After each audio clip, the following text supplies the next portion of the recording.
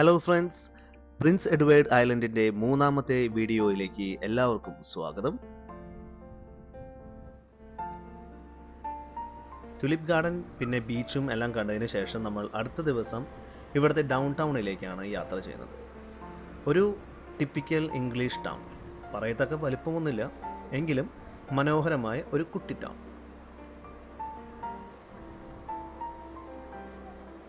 കടലിനോട് ചേർന്ന ഒരു ടൗൺ ആയതുകൊണ്ട് തന്നെ വൈവിധ്യമാർന്ന സീ ഫുഡ് നമുക്കിവിടെ ആസ്വദിക്കാനായിട്ട് സാധിക്കും.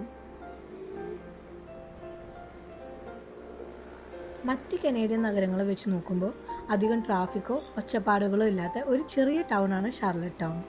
വലിയ നഗരങ്ങൾക്ക് ഇഷ്ടപ്പെടാത്തവർക്ക് തീർച്ചയായും ഇഷ്ടപ്പെടുന്ന ഒരിടം തന്നെയാണത്. ഇവിടെ വളരെ പ്രശസ്തമായ ഒരു പുരാതന പള്ളിയുണ്ട്. അവിടേക്കാണ് നമ്മൾ ആദ്യം പോകുന്നത്. 100 വർഷത്തിനു മേൽ പഴക്കമുള്ള ഒരുപാട് ചരിത്രം പറയുന്ന ഒരു ഗംഭീര ദേവാലയം. സെന്റ് ഡൺസ്റ്റൻസ് ബസിലിക്ക എന്നാണ് പേര്.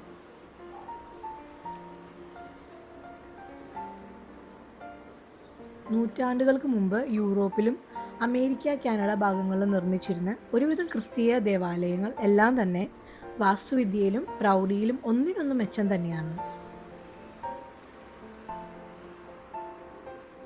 ഒട്ടുമിക്ക ഭാഗവും കല്ലുകൊണ്ട് നിർമ്മിച്ചിരിക്കുന്ന സെയിന്റ് ഡൺസ്റ്റൺ കത്തീഡ്രൽ ഇന്ന് നാഷണൽ ഹിസ്റ്റോറിക്കൽ സൈറ്റ് കൂടിയാണ്. ചരിത്രവും പുരാതന നിർമ്മിതികളെ ഇഷ്ടപ്പെടുന്നവർക്ക് കണ്ട് മനസ്സിലാക്കുവാനും പഠിക്കുവാനും കുറേ കാഴ്ചകൾ ഈ ഒരു ദേവാലയം നമുക്ക് സമ്മാനിക്കും.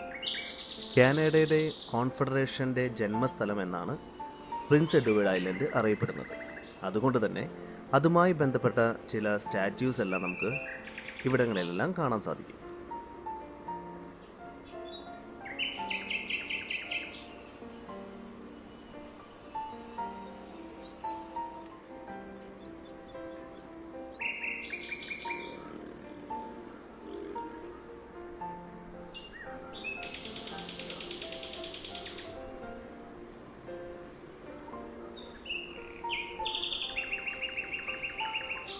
വളരെ വൃത്തിയോടും ഭംഗിയോടും കൂടെ ഈ പരിസരങ്ങളെല്ലാം സൂക്ഷിച്ചിരിക്കുന്നു.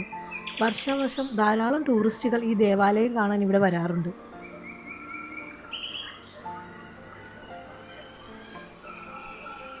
വളരെ പ്രൗഢഗംഭീരമാണ് ഈ ദേവാലയം. ഈ ഒരു ദേവാലയം ഒരിക്കൽ തീപിടുത്തത്തിൽ കത്തിനശിച്ച് പിന്നീട് നാട്ടുകാർ ചേർന്ന് പുനർനിർമ്മിച്ചതാണ്.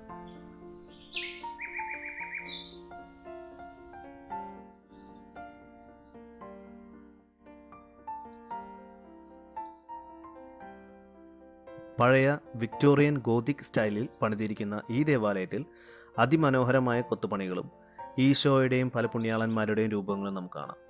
പുറത്തുനിന്നും ഒരുപാട് കാഴ്ചകൾ കണ്ട് അങ്ങനെ ഞങ്ങൾ ദേവാലയത്തിനകത്തേക്ക് കടന്നു.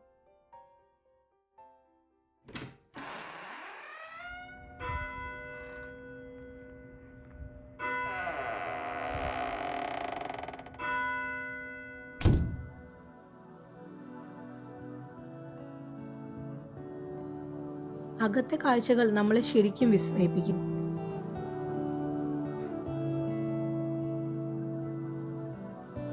പീഡാനുഭവ രൂപങ്ങൾ, വെണ്ണക്കല്ലിൽ കുത്തിവെച്ചിരിക്കുന്ന മാലാഖ തുടങ്ങി ധാരാളം നിർമ്മിതികൾ. പണ്ട് നമ്മുടെ പള്ളികളിൽ കണ്ടിരുന്ന എന്നാൽ വളരെ മികച്ച രീതിയിലുള്ള ഗ്ലാസ് പെയിന്റിങ്ങുകൾ ഞങ്ങളെ ശരിക്കും അത്ഭുതപ്പെടുത്തി.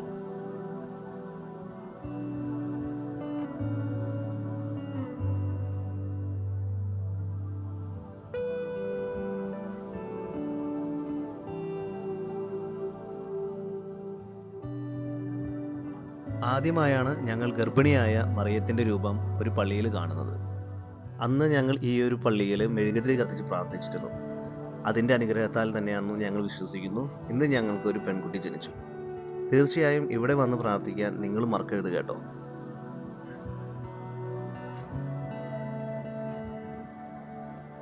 വളരെ സൂക്ഷ്മമായും മനോഹരമായി നിർമ്മിച്ചിരിക്കുന്ന ഒരുപാട് രൂപങ്ങളെല്ലാം കണ്ടുകൊണ്ട് ഞങ്ങൾ ആ ദേവാലയത്തിലൂടെ കുറേ അധികം സമയം ചെലവഴിച്ചു.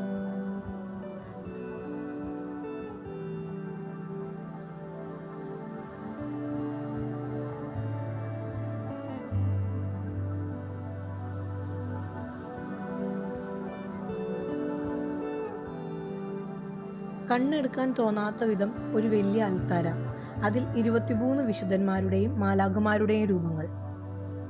കുറച്ചധിക സമയം അവിടെ പ്രാർത്ഥിച്ചതിന് ശേഷം ഞങ്ങൾ അടുത്ത സ്ഥലത്തേക്ക് പുറപ്പെട്ടു.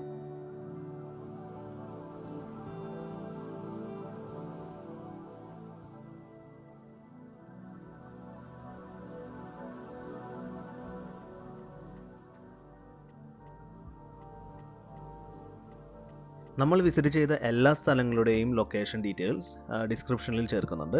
പ്രിൻസ് എഡ്വേർഡ് ഐലൻഡിലേക്ക് വിസിറ്റ് ചെയ്യുമ്പോൾ ഈ സ്ഥലങ്ങളും മറക്കാതെ കാണുക. അടുത്തൊരു വീഡിയോയിൽ കാണുന്നവരിക്കും എല്ലാവർക്കും ബൈ ബൈ.